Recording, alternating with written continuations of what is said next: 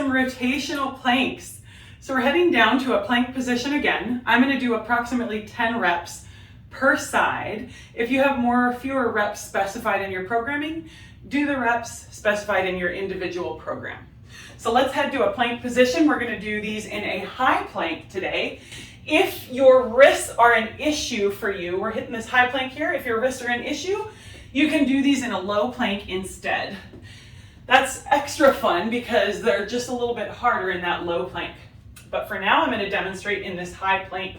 So setting up, find an all fours position. Wrists should be stacked underneath your shoulders, so we just don't want our hands way out here in front of us. So wrists under shoulders, you're going to put your toes on the ground and lift up into the balls of your feet. I want to have my feet about hip width apart or wider. So if your feet are set up directly next to each other, put a little space between them. So first things first, in this plank, flex your core, right? So we're taking the bottom of our rib cage and the top of our hips and pulling them together. I'm going to squeeze my glutes and my quads. I'm going to squeeze my shoulder blades back. Then I'm going to load into my left hand. I'm going to take my right hand. I'm going to lift it up toward the ceiling and rotate my hips open toward the wall and then back down. Then I'm going to load into my right hand and lift my left hand up and open toward the opposite side. So we're just going to keep rotating through this plank. I've got 10 per side. If you've got more or fewer, do your reps.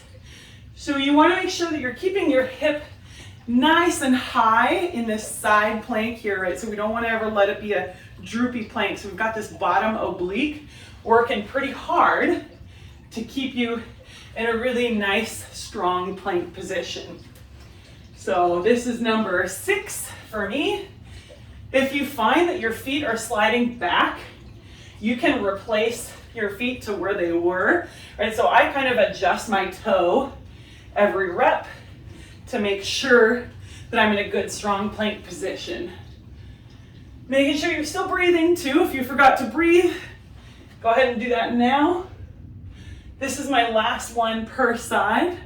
Keeping that really strong plank, glutes squeezed, and then back down.